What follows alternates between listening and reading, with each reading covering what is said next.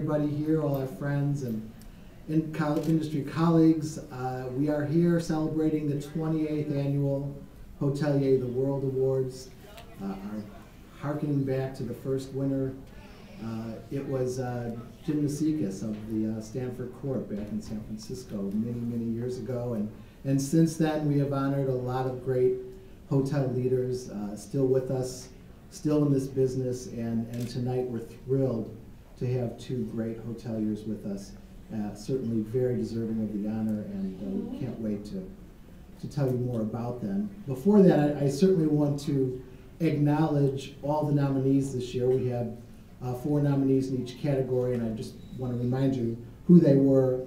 In the corporate category, we had Chip Connolly, President and CEO of Joie de Vivre Hospitality in San Francisco; Gerald Lawless, Executive Chairman of the Jumeirah Group in Dubai; Jean-Gabriel Perez, President and CEO of Movenpick Hotels in Zurich; and of course, our winner tonight, Simon Cooper, President and CEO of the Ritz-Carlton Hotel Company, President and COO of the Ritz-Carlton Hotel Company. On the independent side, we had Gordon Campbell Gray, Chairman of Campbell Gray Hotels London; Peter Lederer, Chairman of Glen Eagles Hotel in Scotland; Harris Rosen, President of Rosen Hotels and Resorts in Orlando; and Kurt Wachfeitel, our winner tonight, General Manager of the Oriental in Bangkok. I'm going to start by talking about Simon Cooper. First of all, let me just say, it's great to be here celebrating, period.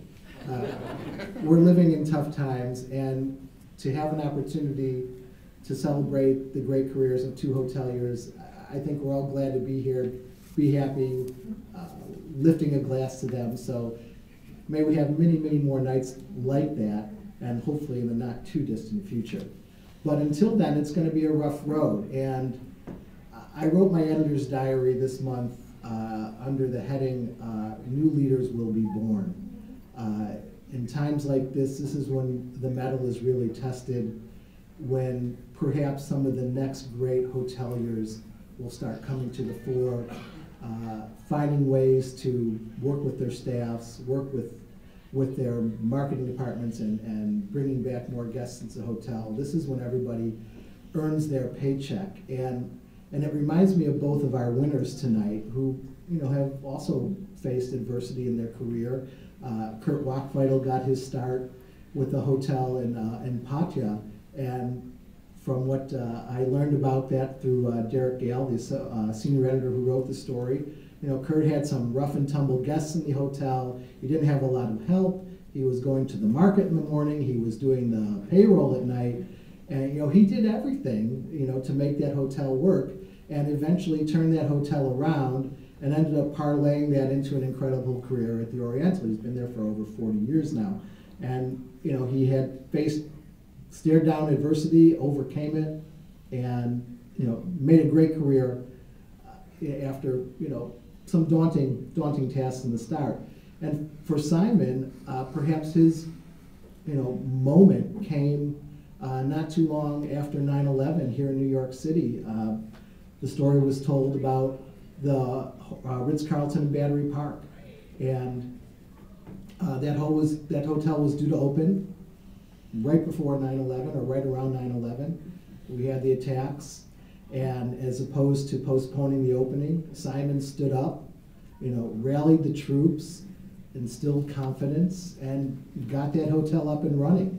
And up until then, perhaps he hadn't quite maybe earned all the attention and recognition from his team, but on that moment, at that day, he really stepped up, took the bull by the horns, and showed his leadership. And ever since then, it's been all uphill, and Ritz-Carlton has been growing worldwide, and Simon made his mark, and obviously the readers of Hotels Magazine took note of that as well, and voted him for this award. So tough times, yes, we're facing them right now, but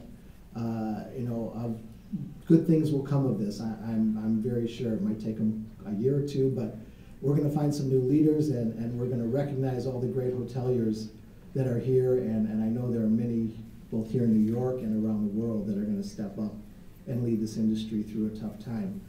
So, as I said about Simon, he came in not too long after 9/11, following in Horst Schulze's footsteps, made his mark, and has since taken Ritz-Carlton, further and further, grown it from 20 some odd hotels to 70 some odd hotels around the world. I think they just made a deal in Abu Dhabi, not too recently. They're still growing the brand, and Simon has done a great job of leading the team. He's made some changes with the values of the organization. The ladies and gentlemen serving ladies and gentlemen is still a great motto, but he's brought Ritz-Carlton more into a lifestyle of a brand, and trying to kind of change the look and feel of Ritz-Carlton just a little bit. And I think he's been very successful at doing that. When I got to know Simon, and I really didn't know him that well until we sat down in Washington, D.C. a few months back for the interview for the story, I didn't know too much about him. I know that he was humble because I'd asked him a few other times to accept nomination for this award, and he said, no, it's not about me, it's about the team. And finally, Vivian, his handler, the PR person with Ritz-Carlton, finally talked him into it, and he accepted, and is here tonight to accept the award. But the fact that he said no to me on more than one occasion really kind of tells me a little bit about what this man is about and what I learned as I met him. He's really a man's man, as I would like to say. He's a sportsman, grew up very athletic. He used his ability as an athlete as kind of his currency as a youth to get his confidence and get going, and had the unfortunate task of being number 2 son, which meant he had to go into the family business. That was the tradition in the UK where he grew up, and his family has a 300-year-old woolen merchant business in London, and Simon was walking the streets of Savile Row in his bowler hat, selling swatches of cloth, to the Savile Row merchants, and it seems like it really wasn't him. And fortunately enough, his older brother came back and said, you know what, I want to go into the business. And the next day, Simon was gone. And so he was glad to get out, showing his rough and tumble attitude.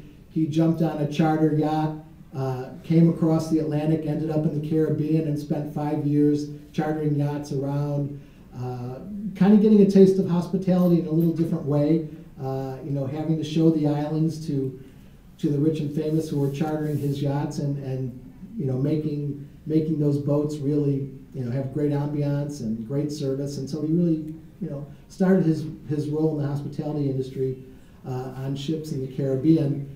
He came ashore, got his first hotel job at the St. Vincent Hotel, and it was on, I'm trying to remember the island it was on, on St. Young Island. Young Island, I'm sorry. And so that, slow down on all the old stuff.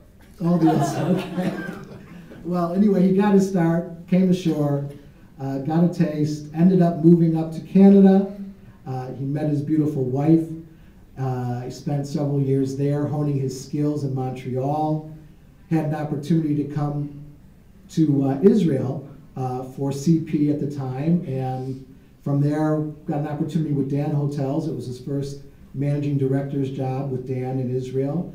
Spent years there, growing, getting a little more of a taste of luxury. Ended up coming back to Canada, and I believe worked with Delta, ended up with Marriott, and when it was time to find a new leader at Ritz-Carlton, they did a very serious round of interviews and made a very fortunate decision in choosing Simon to come run Ritz-Carlton back in about 2000, 2001. And ever since then, he has been about creating team, growing the brand. He does not put himself first. He always talks about his true pleasure in watching the people that he has handpicked grow.